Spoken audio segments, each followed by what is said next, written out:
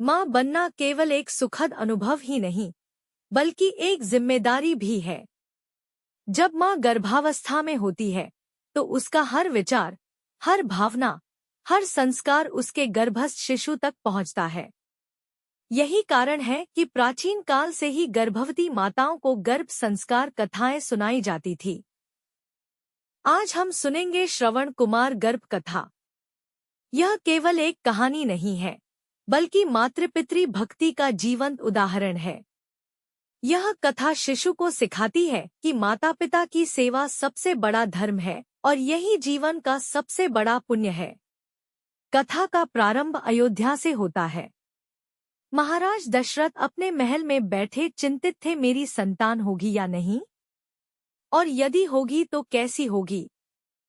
तब महर्षि वशिष्ठ ने कहा, राजन, जब गर्भवती माताओं को उच्च विचार और आदर्श कथाएं सुनाई जाती हैं, तो उनके गर्भस्थ शिशु भी वही संस्कार ग्रहण करते हैं। इसी कारण से आज मैं तुम्हें श्रवण कुमार की कथा सुनाता हूँ, ताकि तुम्हारी संतान भी उसी तरह आदर्श, आज्ञाकारी और मातृपितृ भक्त बने। कुंभज ऋषि और उनकी पत्नी वर्षों से संतान की प्रतीक्षा कर रहे थे। अंततः उन्हें एक सुंदर, तेजस्वी और विनम्र पुत्र प्राप्त हुआ, श्रवण। बचपन से ही श्रवण का स्वभाव अद्भुत था। जब अन्य बालक खेलकूद में व्यस्त रहते, श्रवण अपने माता पिता के चरण दबाते, उनका काम करते और उनकी बातें ध्यान से सुनते। उनकी सेवा देखकर गांव वाले कहा करते, देखो, यही तो सच्चे पुत्र का धर्म है। समय बीतता गया और माता पिता वृद्ध हो गए। उनकी आंखें धुंधली हो गईं, पैरों में शक्ति न रही। एक दिन माता पिता ने भावुक होकर कहा, पुत्र, अब हमारा जीवन संध्या काल में है। हम चाहते हैं कि मृत्यु से पहले हम तीर्थ स्थलों का दर्शन कर लें। श्रवण ने तुरंत उनके चरण पकड़े और बोला, माता पिता, आपकी इच्छा ही मेरा परम धर्म है। मैं आपको स्वयं कंधों पर बैठाकर तीर्थ यात्रा कराऊंगा। उस दिन से श्रवण कुमार अपने माता पिता की सेवा में एक नया अध्याय जोड़ते हैं।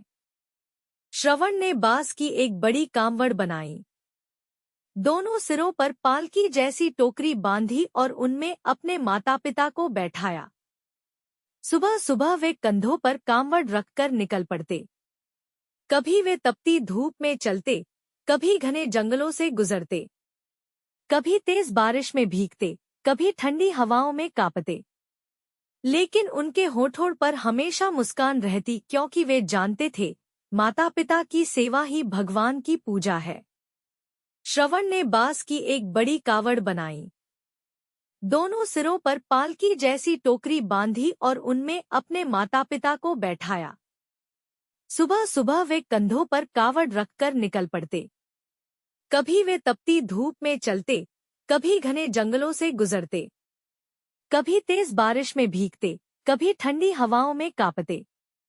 लेकिन उनके होठों पर हमेशा मुस्कान रहती, क्योंकि वे जानते थे, माता पिता की सेवा ही भगवान की पूजा है। लंबी यात्रा के बाद एक दिन वे सरयू नदी के तट पर पहुंचे। माता पिता प्यास से व्याकुल हो उठे। श्रवण ने कहा, माता पिता, आप विश्राम कीजिए, मैं अभी जल लेकर आता हूँ। वे मटके में जल भरने लगे। इसी बीच जंगल में शिकार करते हुए राजा दशरथ आए। उन्होंने जल भरने की आवाज को हिरण समझकर बाण चला दिया। बाण सीधा श्रवण को जा लगा। वे तड़पते हुए भूमि पर गिर पड़े। राजा दशरथ दौड़े और कांपती आवाज में बोले, पुत्र, मैंने अनजाने में यह पाप किया है। श्रवण ने आंसुओं भरी आंखों से कहा, राजन, मेरे माता पिता प्यासे हैं, कृपया उन्हें जल पहुंचा दीजिए। मेरे लिए सबसे बड़ा दुख यह नहीं कि मैं मर रहा हूँ, बल्कि यह है कि मेरे माता पिता प्यासे हैं। इतना कहकर श्रवण ने प्राण त्याग दिए। राजा दशरथ भारी मन से वृद्ध माता पिता के पास पहुंचे। उन्होंने पूरी घटना सुनाई। माता पिता ने कांपते स्वर में कहा, राजन, आज हमने अपना पुत्र खो दिया। जैसे हम पुत्र वियोग सह रहे हैं, वैसे ही एक दिन आप भी संतान वियोग का दुख भोगेंगे। यही श्राप आगे चलकर राम के वनवास और दशरथ के निधन का कारण बना। श्रवण कुमार की कथा हर माँ और हर गर्भस्थ शिशु के लिए संदेश है। यह हमें सिखाती है, माता पिता की सेवा करना सबसे बड़ा धर्म है। सच्चा सुख और पुण्य दूसरों की भलाई में है। त्याग, कर्तव्य और भक्ति से ही जीवन सफल बनता है।